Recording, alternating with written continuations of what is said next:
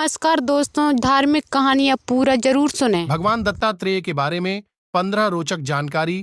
प्रतिवर्ष मार्गशीर्ष माह की पूर्णिमा को भगवान दत्तात्रेय की जयंती मनाई जाती है। भगवान दत्तात्रेय को गुरु परंपरा का आदि गुरु माना जाता है। आओ जानते हैं उनके बारे में 15 रोचक जानकारी। नंबर 1, श्री दत्तात्रेय का जन्म।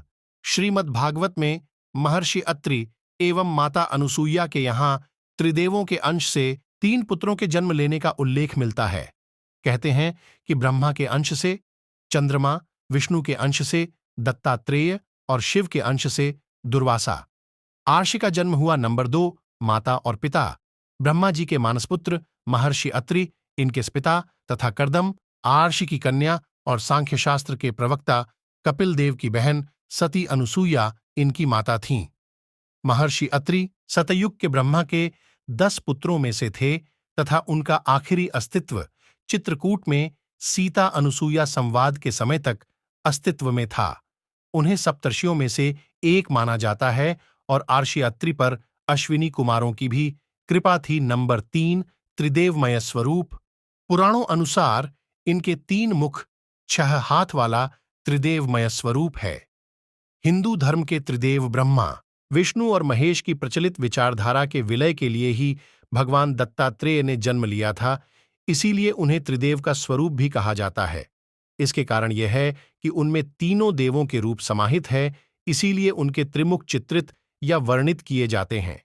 विभिन्न मठ, आश्रम और मंदिरों में इनके इसी प्रकार के चित्र का दर्शन होता है। नंबर 4, एक गाय, 4 कुत्ते। चित्र में इनके पीछे एक गाय तथा इनके आगे 4 कुत्ते दिखाई देते हैं। औदुंबर वृक्ष के समीप इनका निवास बताया गया है। नंबर 5, आदिगुरु। दत्तात्रेय में ईश्वर और गुरु दोनों रूप समाहित हैं, इसीलिए उन्हें परब्रह्म मूर्ति सद्गुरु और श्री गुरुदेव दत्त भी कहा जाता है। उन्हें गुरुवंश का प्रथम गुरु, साधक, योगी और वैज्ञानिक माना जाता है। भगवान शंकर के बाद गुरु परंपरा में सबसे बड़ा नाम भगवान दत्तात्रेय का आता है। नंबर 6, वैज्ञानिक। हिंदू मान्यताओं अनुसार दत्तात्रेय ने पारद से व्योमयान उड्डयन की शक्ति का पता लगाया था और चिकित्सा शास्त्र में क्रांतिकारी अन्वेषण किया था। नंबर 7, त्रिवेणी।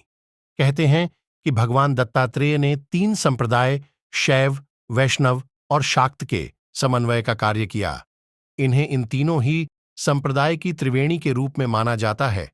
उनके प्रमुख 3 शिष्य थे जो तीनों ही राजा थे। 2 योद्धा जाति से थे तो एक असुर जाति से। उनके शिष्यों में भगवान परशुराम का भी नाम लिया जाता है। 3 संप्रदाय वैष्णव, शैव और शाक्त के संगम स्थल के रूप में भारतीय राज्य त्रिपुरा में उन्होंने शिक्षा दीक्षा दी। यह भी मान्यता है कि इस त्रिवेणी के कारण ही प्रतीक स्वरूप उनके 3 मुख दर्शाए जाते हैं, जबकि उनके 3 मुख नहीं थे। दत्तात्रेय में शैव, वैष्णव और शाक्त ही नहीं बल्कि तंत्र, नाथ, दशनामी और इनसे जुड़े कई संप्रदाय में का समावेश हो जाता है। सभी संप्रदाय में यह विशेष रूप से पूजनीय है। हिंदू धर्म के त्रिदेव ब्रह्मा, विष्णु और महेश की प्रचलित विचारधारा के विलय के लिए ही भगवान दत्तात्रेय ने जन्म लिया था।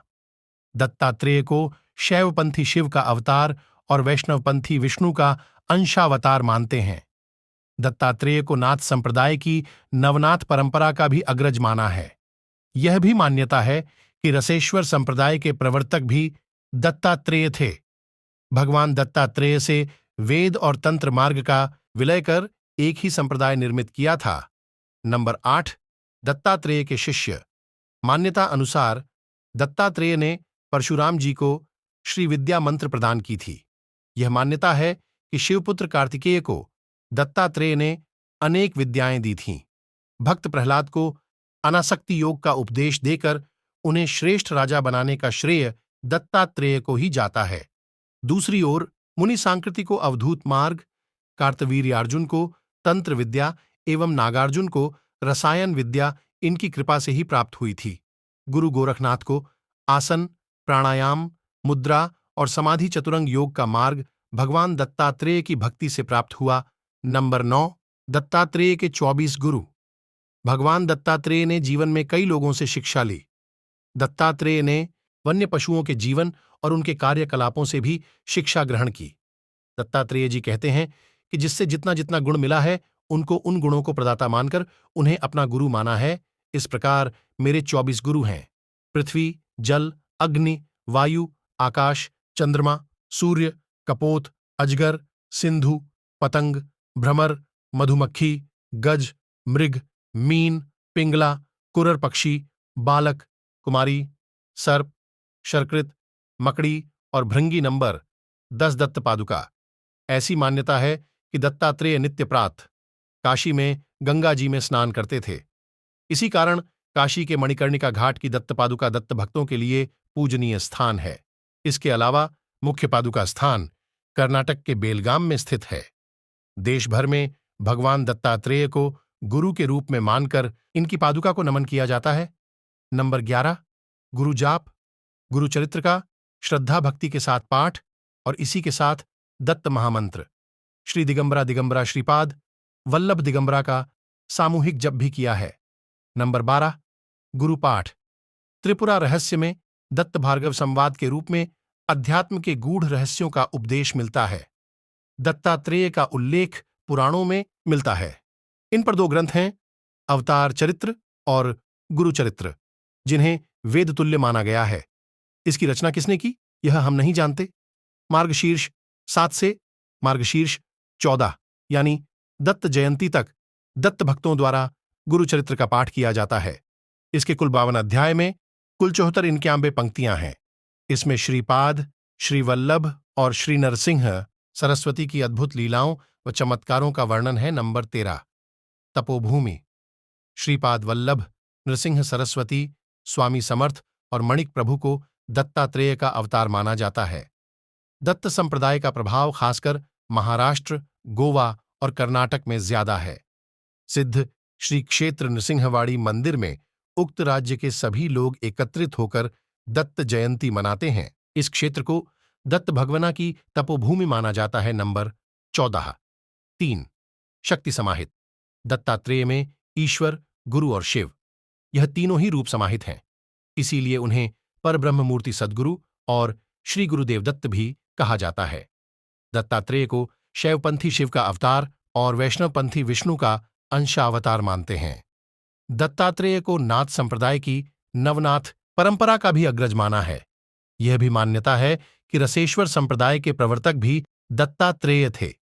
भगवान दत्तात्रेय से वेद, पुराण और तंत्र मार्ग का विलय कर एक ही संप्रदाय निर्मित किया था। नंबर 15 माता की परीक्षा।